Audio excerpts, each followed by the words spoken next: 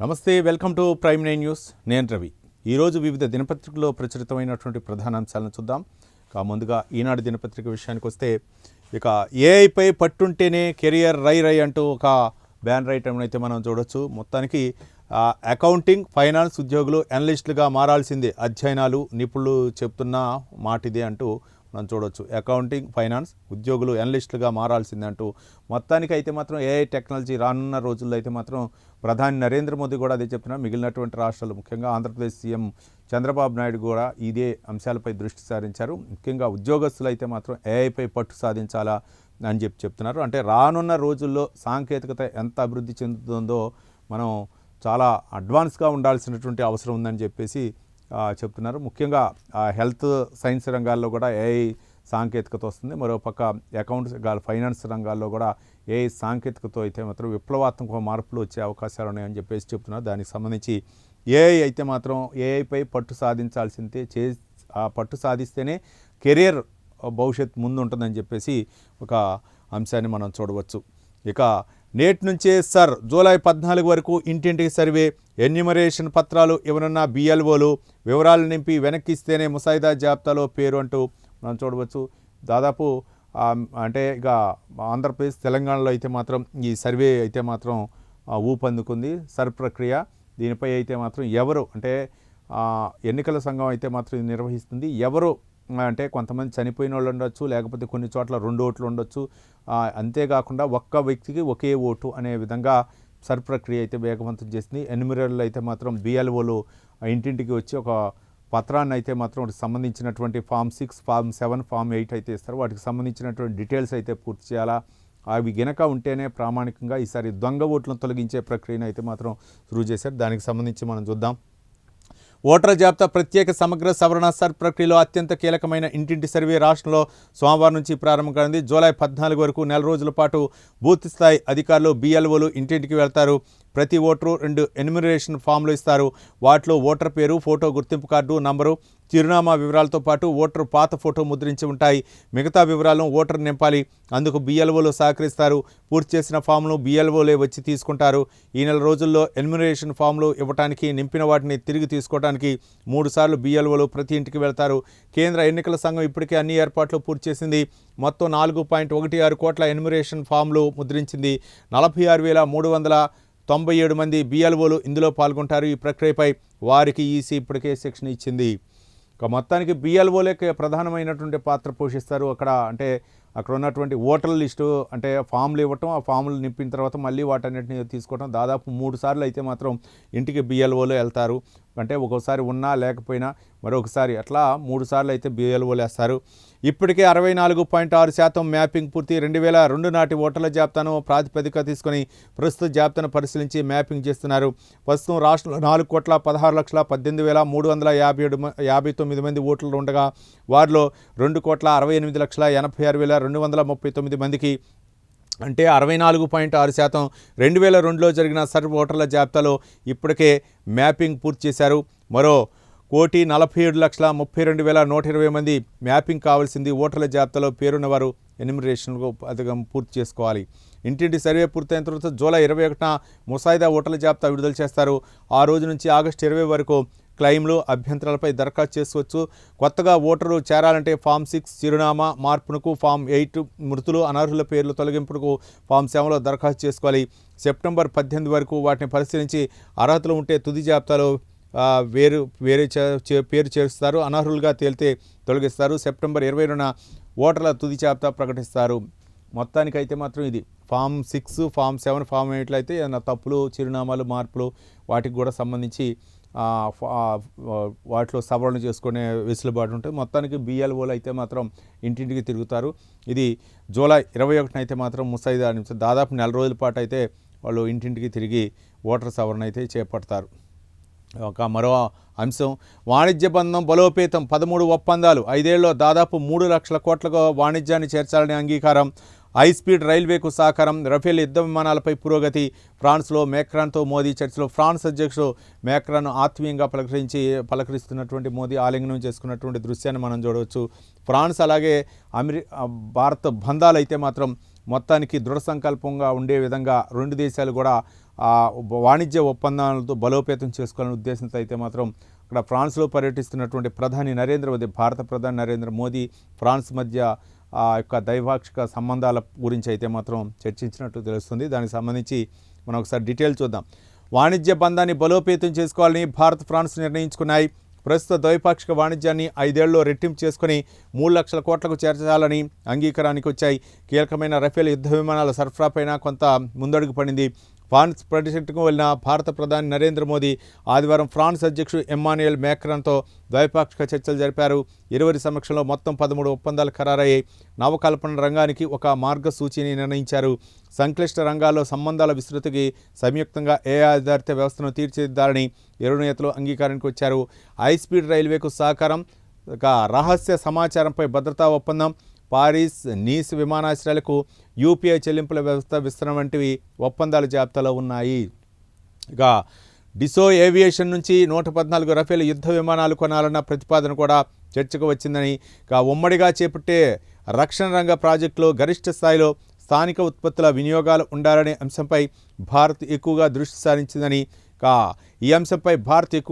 సారించిందని విదేశీ వ్యవహారాల శాఖ కార్యదర్శి విక్రమ్ మిస్త్రీ విలేకరులకు అయితే వెల్లడించారు. మొత్తానికి ఇక్కడ మనం చూద్దాం, దాదాపు 3 లక్షల కోట్లకు అంటే వాణిజ్యాన్ని ఇరు దేశాల మధ్య వాణిజ్యాన్ని 3 లక్షల కోట్లకు చేర్చాలనే ఉద్దేశంగా ముఖ్యంగా ఇక్కడ ఒకటి మన కీలక రఫేల్ యుద్ధ విమానాల సరఫరాపైన కొంత ముందడుగు పడింది. ఫ్రాన్స్ పర్యటన భారత ప్రధాని అక్కడ మ్యాక్రాన్ తోటను మోదీ ఇద్దరు చర్చించినటువంటి అంశాలు రఫేల్ యుద్ధ విమానాల విషయంలో కూడా ఒక అంగీకారానికి వచ్చినట్లు మనకు తెలుస్తుంది. మొత్తానికి ఇరు దేశాల మధ్య వాణిజ్య ఒప్పందం ఒక పక్క, యుద్ధ యంత్రాలకు సంబంధించినటువంటి అంశాలు కూడా చర్చకు వచ్చాయి. అది దౌత్యపరంగా రెండు దేశాల మధ్య అయితే మాత్రం మిత్ర బంధానికి ఒక నాందిగా మనం చెప్పవచ్చు.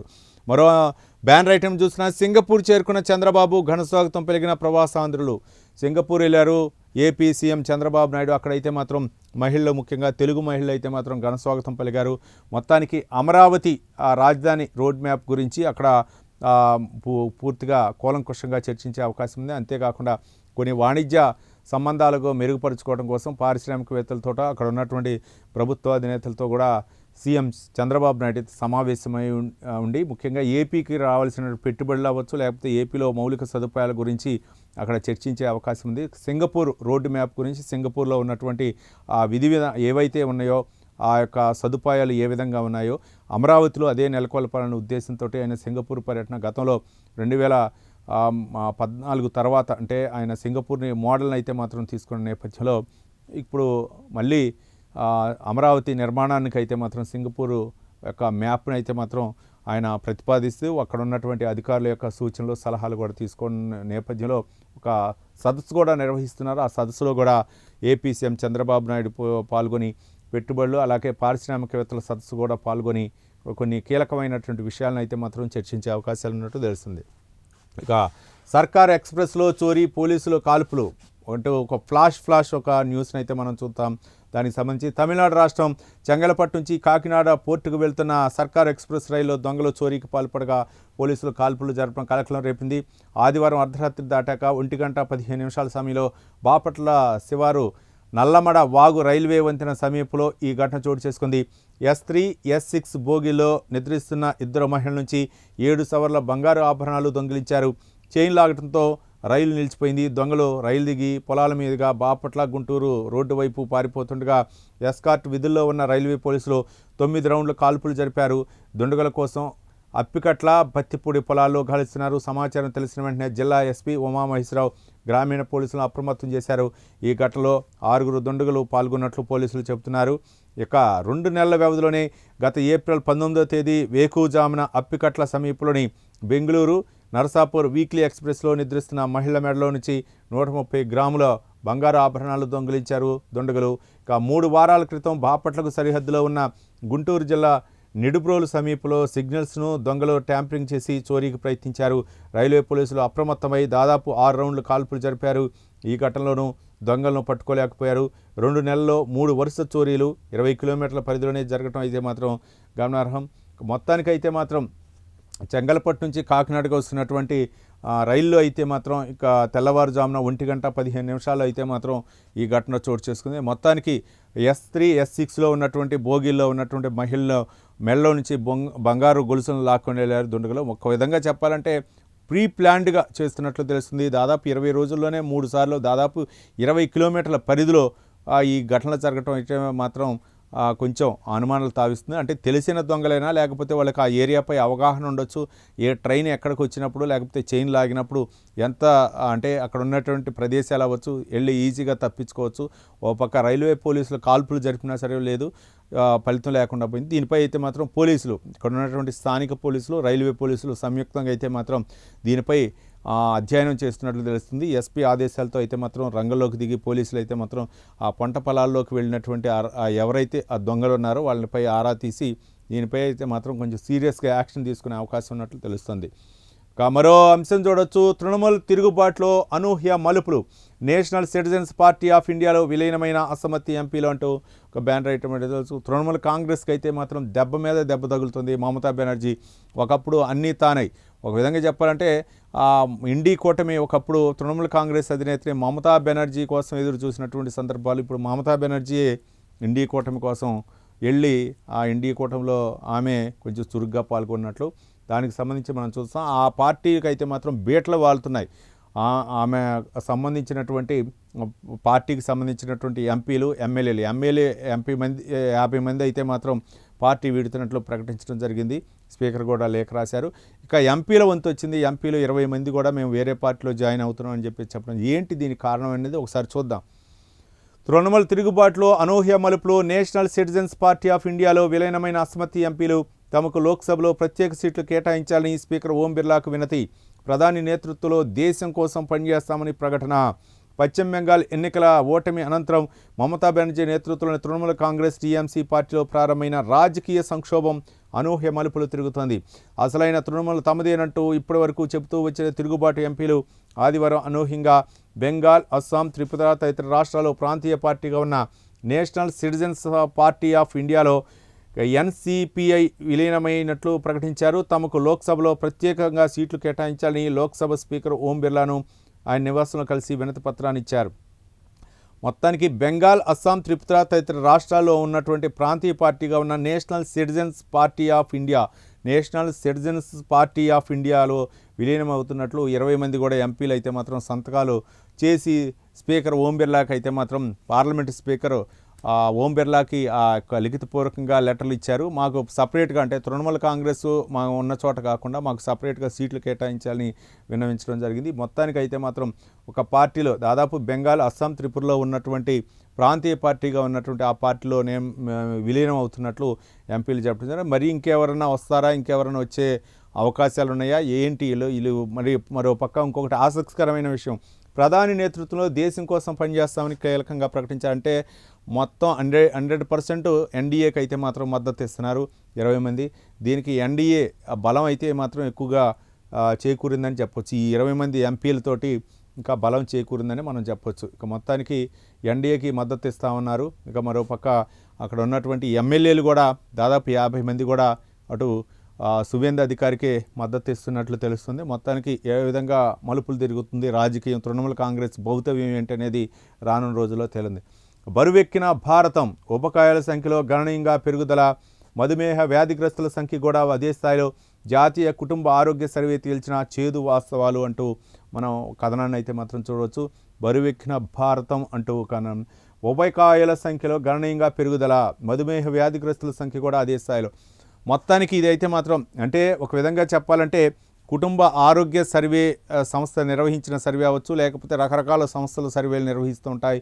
కానీ ఏదో జాతీయ ఉపకాయల దినోత్సవం, లేకపోతే జాతీయ రక్తదాన దినోత్సవం, లేకపోతే ఏదో ఒకరోజు అని కాకుండా రోజు రోజుకి పరిణామాలు మారుతూ ఉంటున్నాయి అన్నమాట. ఎందుకంటే ఆహార జీవన శైలి, వాళ్ళు తినేటటువంటి ఆహారం, లేకపోతే చేసేటటువంటి జాబ్లు, అలాగే వ్యాయామం లేకపోవటం, అలాగే మానసిక ఒత్తిడి, ఇవన్నీ కూడా ఈ ప్రభావం వీటిపై చూపిస్తుంది. అందుకనే స్థూలకాయం అవ్వచ్చు, ఉపకాయం అవ్వచ్చు, లేకపోతే మధుమేహం అవ్వచ్చు, థైరాయిడ్ అవ్వచ్చు, లేకపోతే బీపీ అవ్వచ్చు, ఇవన్నీ కూడా మనిషి యాంత్రికంగా తయారవుతున్న కొద్దీ, టెక్నాలజీ పెరుగుతున్న కొద్దీ ఇవన్నీ కూడా టెక్నాలజీ ఒక పక్క పెరుగుతూ సాంకేతిక పరిజ్ఞానం అభివృద్ధి చేసుకుంటూనే దానికి తగ్గట్టుగానే వ్యాయామం, మనిషి యొక్క జీవనశైలి, మరోపక్క ఆహారపు అలవాట్లు కూడా ఒక ఆరోగ్యకరమైన జీవన విధానాన్ని అలవరుచుకోవాలని చెప్పేసి ఆహార నిపుణులు, పోషకాహార నిపుణులు చెప్తున్నారు. ఇది అంతా కూడా ఆందోళనకరమైన విషయమే.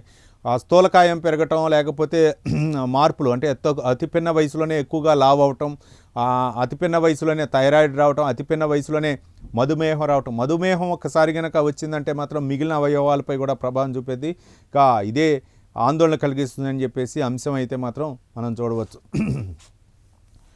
మరో దినపత్రిక విషయానికి వస్తే సాక్షి దినపత్రిక విషయానికి వస్తే అన్ని పత్రికల కన్నా కూడా భిన్నంగా ఉంటుంది. ఇక ఏదైనా సరే ఒక కేంద్ర ప్రభుత్వానికి తప్ప రాష్ట్రంలో ఏది జరిగినా సరే దానికి యాంటీగా ఉంటుంది ఈ యొక్క దినపత్రికలో. మనం ఒకసారి చూద్దాం. మొత్తం కొత్త పింఛన్ కాకమ్మ కదే, పండుటాకులను మభ్యపెట్టేందుకు చంద్రబాబు ప్రభుత్వ దుష్ట పన్నాగం, కొత్త పింఛన్లు ఇచ్చేస్తున్నారంటూ మోసపూరిత ప్రకటనలు అంటూ ఒక బ్యానర్ ఐటమ్ని అయితే మాత్రం సాక్షి దినపత్రికలో చూడవచ్చు. 2 ఏళ్లు పూర్తవుతుండటంతో ఎల్లో మీడియాలో తప్పుడు కథనాలు. జూన్ 12 నుంచి ప్రభుత్వం కొత్త పింఛన్లు ఇవ్వనుంది. 1.5 రోజులుగా విస్తృత ప్రచారం. అవ్వాతాతలు, అర్హులైన లబ్ధిదారులు సచివాలయాలకు పరుగులు. పింఛన్ కోసం దరఖాస్తు చేసుకునేందుకు వేలాదిగా తరలి వస్తుండటంతో గందరగోళం. అలాంటిది ఏమీ లేదని, సచివాలయాల వరకు వచ్చి ఇబ్బంది పడవద్దని ఉద్యోగుల సందేశాలు. అందరికీ చెప్పలేక వాట్సాప్ స్టేటస్లుగా పెట్టుకుంటూ సచివాలయ ఉద్యోగులు. చంద్రబాబు సీఎం అయినప్పటి నుంచి కొత్త పింఛన్ల కోసం దరఖాస్తుల స్వీకరణ ఇబ్బంది. వెబ్సైట్లో కొత్త పెన్షన్ దరఖాస్తు స్వీకరించే ఆప్షన్ తీసేసిన సర్కార్. 2 ఏళ్లలో 6.14 లక్షల వరకు తగ్గిపోయిన పింఛన్ల సంఖ్య. దివ్యాంగుల పింఛన్లను తగ్గించేందుకు రీవెరిఫికేషన్ చేస్తున్న బాబు సర్కార్. మొత్తానికి ఫోటోలు అయితే మాత్రం పింఛన్లు ఇవ్వాలని చెప్పేసి. మరి దీనికి ప్రభుత్వం ఏం చెప్పి ప్రతి నెల కూడా పింఛన్లు మేము ప్రతిష్టాత్మకంగా ఇస్తున్నాం, కొత్త పింఛన్లు కూడా మంజూరు చేస్తాం, గత ఎన్నికల సమయంలో కూడా చెప్పింది చంద్రబాబు ప్రభుత్వం. కానీ ప్రజా దర్బార్ కార్యక్రమం నిర్వహిస్తున్నారు. ప్రతి ఎమ్మెల్యే కూడా ప్రజా దర్బార్ కార్యక్రమం నిర్వహిస్తున్నారు, గ్రామాలకు వెళ్తున్నారు. ఇదివరకిట్లాగా ఎక్కడా కూడా కూర్చునేటటువంటి పరిస్థితి లేదు. కానీ మరి ఎందుకు ఇలాంటివి వస్తున్నాయి అనేది మనం చూడాలా, లేకపోతే కావాలని చేసిన. కానీ వీటన్నిటికీ ప్రధానమైన కారణం సరే రైట్ మనం పత్రికల్లో చూస్తాం. కానీ వైసీపీ కేంద్రంగా మొత్తం ఆరోపిస్తున్నటువంటి నేపథ్యంలో మరి ఎందుకు వీళ్ళతోటి ధర్నాలు, రాస్తారోకోలు నిర్వహించడంలో దీనిపై హైలైట్ ఎందుకు చేయట్లేదు, దీన్ని మన ఏపీ అసెంబ్లీలో ఎందుకు ప్రస్తావించట్లేదు, ఈ అంశాన్ని తీసుకుపోయి ప్రతిపక్షం ఒక పేపర్కే పరిమితం అవుతుంది.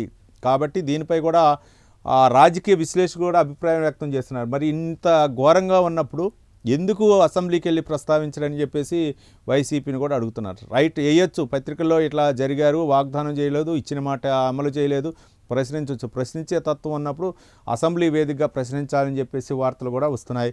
మరి ఏ విధంగా వైసీపీ దాన్ని తీసుకుంటుందని చెప్పి. మీ ఇంటికే వస్తున్నాం సార్, ఇంతకు ముందుగానే మనం మాట్లాడుకున్నాం. సర్ ప్రక్రియ 4 రోజుల పాటు జూలై 14 వరకు నిర్వహణ. దీని గురించి ఫామ్ ఫిలప్ చేయాలా, బిఎల్ఓలు 3 సార్లు ఇంటికి జరుగుతుంది, దాని గురించి అయితే మనం మాట్లాడుకున్నాం. ఇకపై దాడులొద్దు, శాంతి యత్నాలకు విఘాతం కలిగించొద్దు, ఇజ్రాయెల్ ఇరాన్కు ట్రంప్ హెచ్చరిక. బీరుట్లో హెజ్బుల్లా స్థావరాలపై ఇజ్రాయెల్ దాడులు అంటూ డొనాల్డ్ ట్రంప్ అయితే ఒక శాంతికరమైనటువంటి వార్త అయితే అందించారు.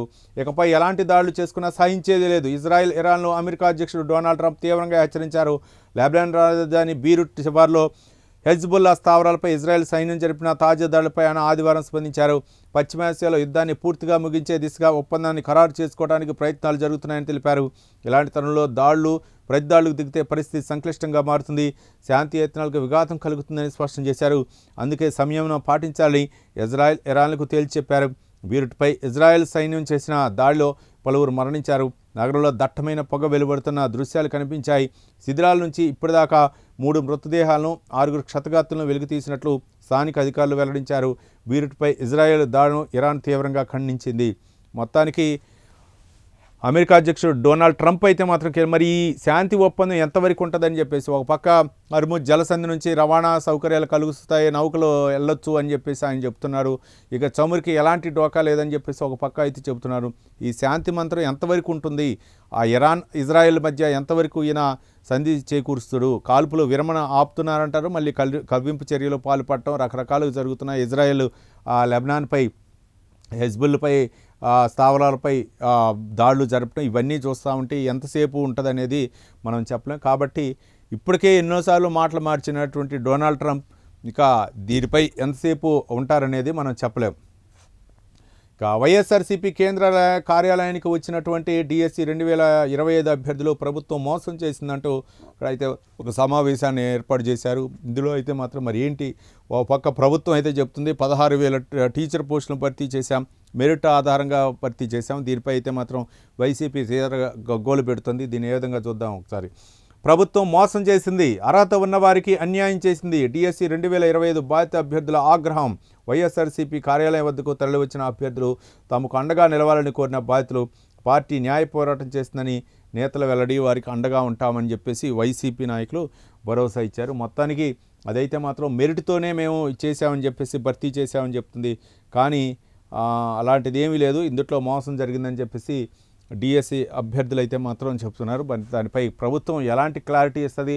ఒక పక్క వైసీపీ అయితే డిమాండ్ చేస్తుంది, దానికి సిబిఐతో విచారణ జరిపించాలంటున్నారు. మరి దాన్ని ఏ విధంగా ముందుకు తీసుకెళ్తారని చెప్పి మరో అంశం చూడొచ్చు. ఇది భావ ప్రకటన స్వేచ్ఛపై దాడి అంటూ వైఎస్ జగన్మోహన్ రెడ్డి వ్యాఖ్యానించిన వ్యాఖ్యలను అయితే మాత్రం బ్యాన్ ఐటంగా చూడొచ్చు. వైఎస్ఆర్సీపీ అధికారిక ఫేస్బుక్ పేజీని అందుబాటులో లేకుండా చేయటం హేయం. చంద్రబాబు ప్రభుత్వ దుశ్చర్యపై వైఎస్ జగన్ మండిపాటు. ప్రభుత్వ ఆక్రమణలు, అవకతవకలు, వైఫల్యాలను సాక్ష్యాధారాలతో బట్టబయలు చేస్తున్నాం.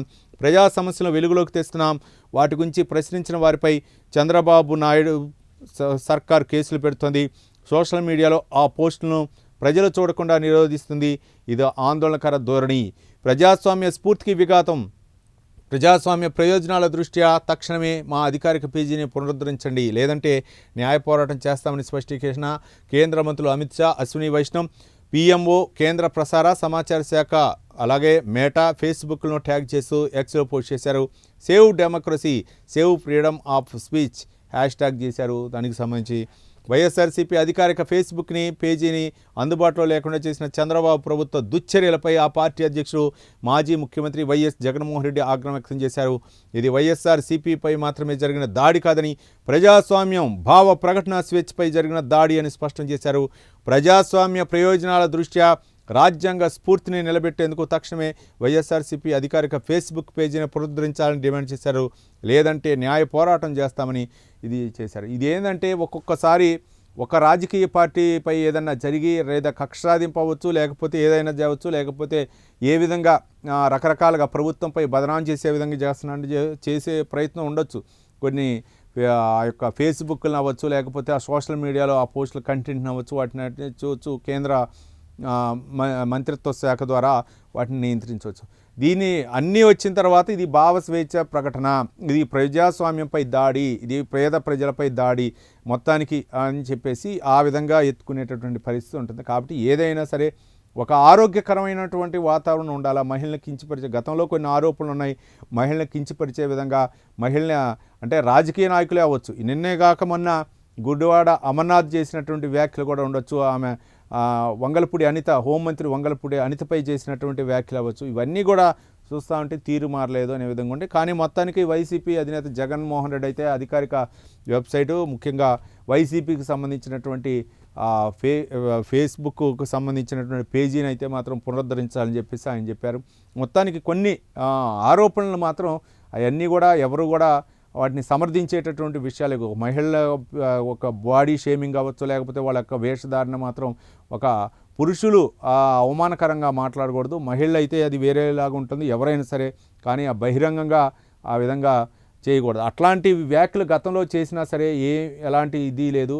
కానీ ఇప్పుడున్నటువంటి పరిస్థితులు అయితే మాత్రం ఏపీ ప్రభుత్వం కొంచెం క్షుణ్ణంగా ఆలోచించి ఇలా ఫేస్బుక్లో, సోషల్ మీడియాలో రకరకాలుగా ఇష్టం వచ్చినట్టు కనుక ఏదైనా సరే సమాజాన్ని కొంచెం ఏదైనా సరే వ్యతిరేకంగా కనుక చేస్తుంటే మాత్రం కొంచెం చర్యలు తీసుకున్నట్లు తెలుస్తుంది.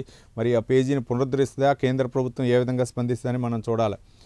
సవాళ్లకు పరిష్కారాల భారత్, మానవ కేంద్రీకృత ఆవిష్కరణలు, సాంకేతికతలపై దృష్టి పెట్టాం. నూతన ఆవిష్కరణలు అనేది భారతదేశ డిఎన్ఏలోనే ఉంది. భారత్ ఇన్నోవేట్స్లో ప్రధాని నరేంద్ర మోదీ వెల్లడి. దానికి సంబంధించినటువంటి ఇతర దేశాల్లో పర్యటిస్తున్నటువంటి నరేంద్ర మోదీ అయితే చెప్పారు, మొత్తానికి భారత్ ఇకపై ప్రపంచ దేశాల పరిష్కారాలను వినియోగించే దేశం మాత్రమే కాదని, సవాళ్లకు పరిష్కార మార్గాలు సూచించే దేశంగా మారుతుందని ప్రధాని నరేంద్ర మోదీ చెప్పారు. మోదీ ఫ్రాన్స్లోని ఆదివారం ఫ్రాన్స్లోని నైస్ సిటీలో ఫ్రాన్స్ అధ్యక్షుడు ఎమ్మాన్యుయల్ మ్యాక్రాన్తో కలిసి భారత్ ఇన్నోవేట్స్ కార్యక్రమాన్ని ప్రారంభించారు. మొత్తానికి ఇంతకుముందు కూడా మనం మాట్లాడుకున్నాం, ప్రధాని ఫ్రాన్స్లో పర్యటిస్తున్న నేపథ్యంలో ఇమ్మాన్యుయల్తో మాట్లాడటం జరిగింది, మ్యాక్రాన్ తోటి. అక్కడ జరిగినటువంటి వాణిజ్య ఒప్పందాలు అవ్వచ్చు, లేకపోతే రక్షణ రంగానికి సంబంధించిన కొన్ని కీలకమైనటువంటి ఒప్పందాలు అయితే మాత్రం చేసుకున్నట్లు తెలుస్తుంది. ఇక మొత్తం అంటే రెండు దేశాల మధ్య ఒక స్నేహపూర్వకమైనటువంటి వాతావరణం ఉండాలా, ఇతర దేశాలతో అనే విధంగా ఇచ్చిపుచ్చుకునే ధోరణి ఉండాలా. కాబట్టి దీంతో సాంకేతికత అవ్వచ్చు, లేకపోతే రక్షణ రంగాలు అవ్వచ్చు, లేకపోతే వాణిజ్యపరంగా అవ్వచ్చు, అన్నీ కూడా దాదాపు రెండు దేశాల మధ్య ఒక ఒప్పందాలు అయితే మాత్రం జరిగింది. ఇక మరో దినపత్రిక ఆంధ్రజ్యోతి విషయానికి వస్తే, ఆంధ్రజ్యోతిలో ఒక బ్యానర్ ఐటమ్గా మనం ఆంధ్రజ్యోతి చూడవచ్చు. గుంటూరు మిర్చికి చైనా బ్రేక్ అంటూ ఒక అంశాన్ని అయితే మాత్రం ప్రస్తావించింది. దానికి సంబంధించిన 3 ఎక్స్పోర్ట్ కంపెనీల సరుకు నిలిపేత, తనిఖీల్లో మోతాదుకు మించి మిథామిడోపాస్ పురుగుమందు అవశేషాలు గుర్తింపు, ఆ కెమికల్ తయారీ లైసెన్సులు రద్దు చేయాలి, నేడు ఉద్యాన శాఖ కమిషనర్తో ఎగుమతిదారుల భేటీ అంటూ చూడవచ్చు.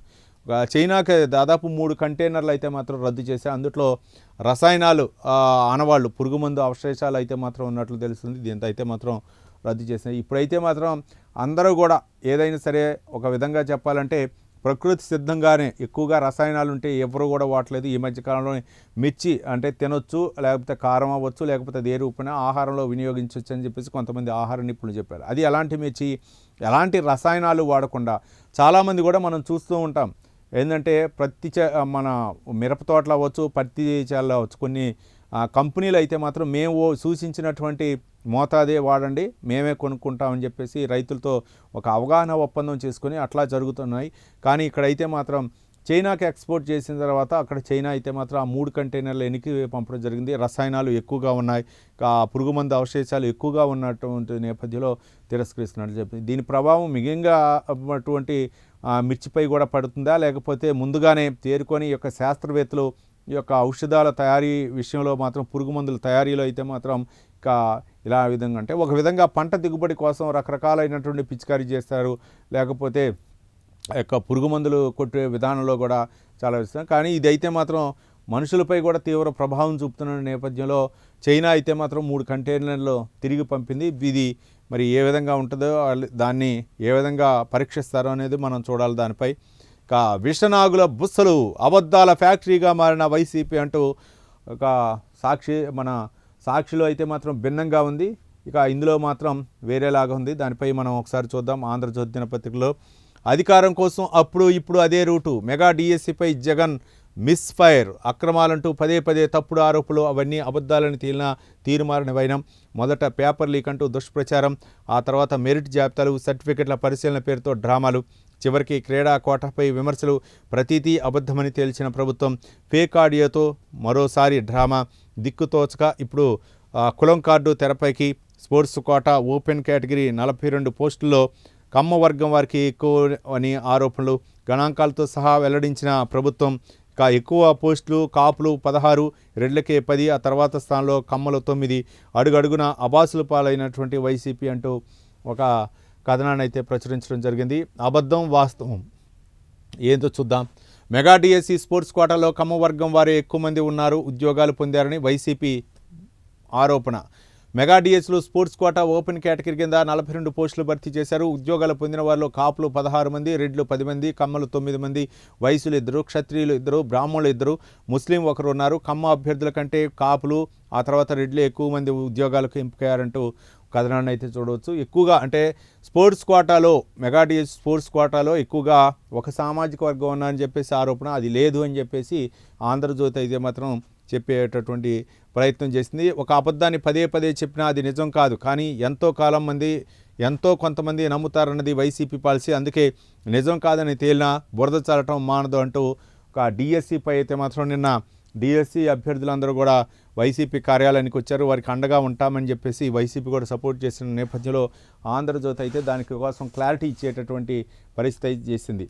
ఈ గోల అంటూ ఒక కథనాన్ని చూడవచ్చు. ఈ గోల, ఈ బస్సులపై ముందుకే సర్కారు నిర్ణయం, సంఘాల విముఖత, రాష్ట్రంలోని 12 ప్రాంతాలకు బస్సులు రాక తొలి విడత 1050, రెండో విడత 1450. పూణేకి చెందిన పినాకిల్ ద్వారా ఆపరేషన్, ఈ ఏడాది చివరి నాటికి అందుబాటులోకి. వ్యతిరేకిస్తున్న ఆర్టీసీ ఉద్యోగ జేఏసీ నేతలు, ప్రైవేటు వద్దు ఆర్టీసీతోనే నడపాలని డిమాండ్. కేంద్ర సబ్సిడీ, డిపోల్లో పార్కింగ్, ఛార్జింగ్ స్టేషన్లు, ప్రభుత్వ అడుగుల వేగం, జేఏసీ ఉద్యమ బాట అంటూ ఒక కథనాన్ని మనం చూడవచ్చు. అంటే ఈ ఎలక్ట్రిక్ బస్సుల్ని ప్రవేశపెట్టాలని రాష్ట్ర ప్రభుత్వం అయితే దృఢ సంకల్పంతో ఉంది. ఒక పక్క హైదరాబాద్లో కూడా దాదాపు 1000 బస్సులను అయితే మాత్రం ప్రవేశపెట్టారు, తిరుగుతున్నాయి. కానీ ఏంటంటే పర్యావరణానికి హాని కలిగించకుండా డీజిల్ పెట్రోల్తో నడిచేటటువంటి వాహనాలు ఏవైతే ఉన్నాయో పర్యావరణానికి, మరోపక్క డీజిల్ పెట్రోల్ తడిసి మోపుటవుతున్నటువంటి నేపథ్యంలో ఇప్పుడు చూడొచ్చు మనం పశ్చిమాసియాలో జరిగినటువంటి పరిస్థితి నేపథ్యంలో ఇప్పుడు అవి వద్దు అని చెప్పేసి బస్సుల్ని ముఖ్యంగా ఆర్టీసీలో కూడా కొత్త సంస్కరణలు చేపట్టాలని చెప్పేసి ప్రభుత్వం భావిస్తున్నట్లు తెలుస్తుంది. ఇక 1000 బస్సులు ప్రవేశపెడితే ఆర్టీసీ మనుగడే, మాకు యొక్క ఉద్యోగాలు ఉండవు, కొత్త డ్రైవర్లు వస్తారు, లేకపోతే ఇవన్నీ కూడా పరిణామాలు ఉన్నాయి. కార్మిక సంఘాలు అయితే మాత్రం ఆర్టీసీ కార్మిక సంఘాలు అయితే మాత్రం దీన్ని వ్యతిరేకిస్తున్నాయి. ఇక దానిపై అయితే మాత్రం ప్రభుత్వం క్లారిటీ ఇస్తుంది. ఒక పక్క దానికి సంబంధించిన ఛార్జింగ్ పాయింట్లు అవ్వచ్చు, లేకపోతే వాటికి వాహనాల సామర్థ్యాన్ని ఏ విధంగా ఏ రూట్లో ఆ యొక్క ఎలక్ట్రిక్ బస్సులను ప్రవేశపెట్టాలని కార్యాచరణ చేస్తుంది. ఇక ఉద్యోగ జేఏసీ నేతలు అయితే తీవ్రంగా వ్యతిరేకిస్తున్నారు. దానికి సంబంధించి అంటే అసలు బస్సుల యొక్క ప్రాధాన్యత ఏంటి? పర్యావరణ హిత ఇంధన పొదుపులో భాగంగా రాష్ట్ర ప్రభుత్వం విద్యుత్ బస్సులను తీసుకురానుంది. ఈ ఏడాది చివరి నాటికి దాదాపు 12 నగరాల్లో ఈ బస్సులు నడిపేలా ప్రణాళికలు సిద్ధం చేసింది. కేంద్రం ఇచ్చే సబ్సిడీని సద్వినియోగం చేసుకుని ఆర్టీసీ భారాలను తగ్గించుకునే దిశగా వడివడిగా అడుగులు వేస్తుంది. అయితే ఈ వ్యవహారాన్ని ఆర్టీసీ జేఏసీ నాయకులు తప్పుపడుతున్నారు. మొత్తానికైతే మాత్రం దాదాపు కేంద్ర ప్రభుత్వం కూడా సహకరిస్తుంది. కేంద్ర ప్రభుత్వం కూడా సబ్సిడీ ఇస్తున్నటువంటి బడ్జెట్లో కూడా కొన్ని కోట్ల రూపాయలు కేటాయించింది ఎలక్ట్రిక్ వాహనాలకు అన్నమాట, ఎక్కువగా ప్రాధాన్యత ఇస్తూ. చాలా రకాలు ఉన్నాయి. దీనివల్ల ఏంటంటే పొల్యూషన్ కూడా కంట్రోల్ అవుతుంది, పొల్యూషన్ కూడా తగ్గే అవకాశాలు ఉన్నాయి. మరోపక్క పెట్రోల్ డీజిల్ ధరలు కూడా, అంటే పెట్రోల్ డీజిల్ వాడకాన్ని కూడా తగ్గించాలనే ఉద్దేశంతో పొల్యూషన్ తగ్గించాలని మెయిన్ పర్యావరణ హిత ఇంధన పొదుపులో భాగంగా ఇక్కడ మనం చూద్దాం. పర్యావరణ హిత ఇంధన పొదుపులో భాగంగానే వీటిని ప్రవేశపెడతానని చెప్పేసి చేస్తుంది. మరి దీనిపై అయితే మాత్రం జేఏసీ నాయకులు వాళ్ళకి కొన్ని అనుమానాలు ఉన్నాయి. ఉద్యోగ భద్రత విషయంలో అవ్వచ్చు, లేకపోతే కొత్త వాళ్ళు వస్తారు, లేకపోతే అనేటటువంటి ఇవి ఉన్నాయి. వాటిపై క్లారిటీ ఇవ్వాల్సినటువంటి అవసరం ఉంది. ఇక సౌరభ్ గౌర్పై బదిలీ వేటంటూ కథనాన్ని అయితే మనం చూడవచ్చు. ఇక ఆరోగ్య శాఖ కార్యదర్శి ప్రభుత్వం సీరియస్ అయింది. ఇక వెంటనే జీఏడీలో రిపోర్ట్ చేయాలని ఆదేశం. మున్సిపల్ ముఖ్య కార్యదర్శి సురేష్ కుమార్కు అదనపు బాధ్యతలు, సిఎస్ ఉత్తర్వులు జారీ. అడ్డగోలుగా నిర్ణయాలతో ఆరోగ్య శాఖ అప్రతిష్టపాలు, ఉద్యోగులతో దురుసుగా ప్రవర్తన, తిట్ల దండకం, అవినీతిమయంగా మారిన మెడికల్ కార్పొరేషన్ అంటూ కథనాన్ని అయితే మాత్రం చూడవచ్చు.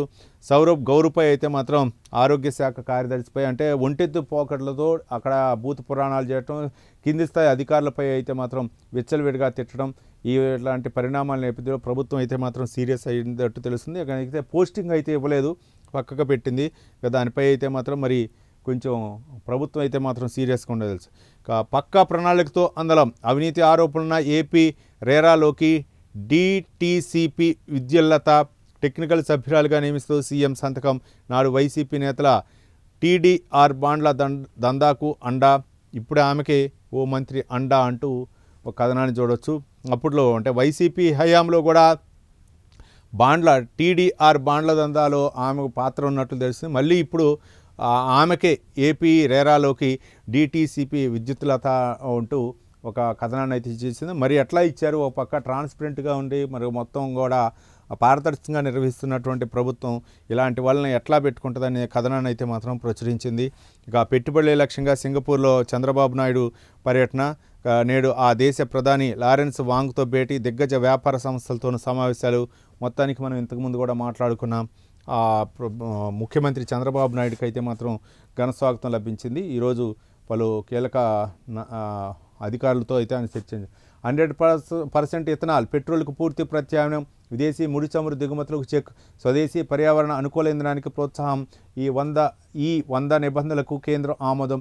100% ఇథనాల్పై దేశవ్యాప్తంగా చర్చ. ప్రయోజనాలు ఏమిటి, నష్టాలు ఏమిటి అనేటటువంటి ఒక కథనాన్ని అయితే చూడవచ్చు. మొత్తానికి ఇథనాల్ తయారు చేయడానికి అయితే మాత్రం కొన్ని ప్రకృతి సిద్ధంగా ఇథనాల్ తయారు చేసే విధంగా ప్రభుత్వం అయితే మాత్రం కొంచెం కార్యాచరణ చేస్తున్నట్టు తెలుస్తుంది. పూర్తిగా పెట్రోల్కు ప్రత్యామ్నాయంగా నింపుతాం ఇథనాల్ తయారు చేయాలనే ఉద్దేశంతో ఉంది. ఇది ఎంతవరకు సక్సెస్ అయింది, దీనికి ఎంత ఖర్చు అయింది, దీనివలన ఉపయోగమా లాభం అనేది మనం రానున్న రోజుల్లో చూద్దాం. ఇక కుమ్మేసిన వాన అంటూ ఒక బ్యానర్ ఐటమ్ని అయితే మనం చూడవచ్చు. రాష్ట్రంలో పలు చోట్ల భారీ వర్షాలు, పొంగిపోయిన వాగులు వంకలు, నేల కొరిగిన విద్యుత్ స్తంభాలు, చెట్లు, పలు గ్రామాలకు రాకపోకల బంద్, సిక్కుల్లో పిడుగుపాటుకు 2 మృతి అంటూ ఒక కథనాన్ని అయితే మనం చూడవచ్చు. ఇక్కడ మనం చూస్తున్నాం అనంతపురం నగరంలో రామ్నగర్ ఫ్లైఓవర్ వద్ద రోడ్డుపై నిలిచిపోయిన వాన నీరు. ఒక్కసారిగా 1 గంట పాటు దంచి కొడితే మాత్రం ఎక్కడ పడితే అక్కడ నీళ్లు నిలిచిపోతున్నటువంటి ప్రస్తుత పరిస్థితి.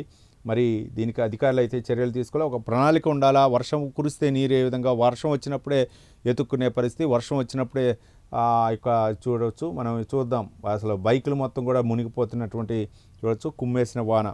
మరోపక్క ప్రకాశం బ్యారేజీకి అయితే మాత్రం వరద పోటెత్తినటువంటి దృశ్యాన్ని అయితే మనం చూడవచ్చు. దానికి సంబంధించి రుతుపవనాల రాకతో రాష్ట్రంలో పలు చోట్ల భారీ వర్షాలు కురుస్తున్నాయి. కర్నూలు, నంద్యాల, అనంతపురం జిల్లాలో శనివారం రాత్రి భారీ వర్షం కురగా ఈదురుగాలతో వర్షాలు కురిశాయి. వాగులు వంకలు పొంగి ప్రవహించడంతో లోతట్టు ప్రాంతాలు జలమయమయ్యాయి. మొత్తానికి వర్షం అయితే మాత్రం దంచి కొట్టింది. దానికైతే మాత్రం కొంచెం ఆశాజనకున్నట్టుంది. కొన్ని చోట్ల అయితే మాత్రం రోడ్లపై అంటే కొంచెం రైతులకైతే ఉపశమనం కలిగింది. కొన్ని చోట్ల అయితే మాత్రం ప్రధానమైనటువంటి సిటీలో కొంచెం ఇబ్బందికర పరిస్థితి. ఓటర్ అన్నా జాగ్రత్త, అలక్ష్యం వహిస్తే ఓటు గలంతే. సర్ ప్రక్రియలో భాగంగా నేటి నుంచి BLOల ఇంటింటి సర్వే 4.16 కోట్ల ఓటర్ల ఎన్యూమరేషన్. జూలై 21న ముసాయిదా జాబితా, సెప్టెంబర్ 21న తుది జాబితా అంటూ కథనాన్ని చూడవచ్చు. ఇంతకుముందు కూడా మాట్లాడుకున్నాం. ఒక ఓటర్ల ప్రక్రియ అయితే మాత్రం కొంచెం సులువు అయింది. దీనిపై BLAలు ఇంటింటికి వస్తారు. దాని గురించి నెల రోజుల పాటు జరుగుతుంది. రాష్ట్రమంతా స్మార్ట్ స్ట్రీట్ లైటింగ్.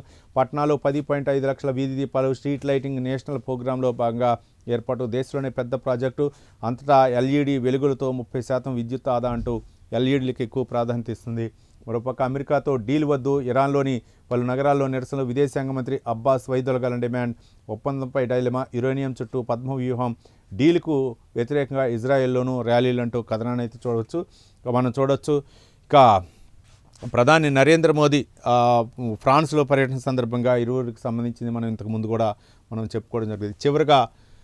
చివరగా వెలుగు దినపత్రిక విషయానికి వస్తే ఫీజుల దోపిడీకి చెక్. ఇక ప్రైవేటు విద్యాసంస్థలో ఫీజుల నియంత్రణకు ప్రతిపాదనలు సిద్ధం అంటూ ఒక కథనాన్ని అయితే మనం చూడవచ్చు. మొత్తానికి ఇక స్కూళ్ళు మొదలయ్యాయి, కాలేజీలు కూడా మొదలైన నేపథ్యంలో ఇక ఈ యొక్క ఫీజుల మోత అంటూ ఒక కథనాన్ని అయితే మాత్రం చెప్పవచ్చు. దీన్ని ఏ విధంగా చూస్తే నిబంధనలు కఠినంగా ఉండాలని సూచన. మొత్తం స్కూళ్లకు కేటగిరీలుగా విభజించే యోజన. ఆ ప్రకారమే నిర్దిష్ట ఫీజుల ఖరారు. ఈ నెలలోనే రూల్స్ తెచ్చేందుకు సర్కార్ కసరత్తు.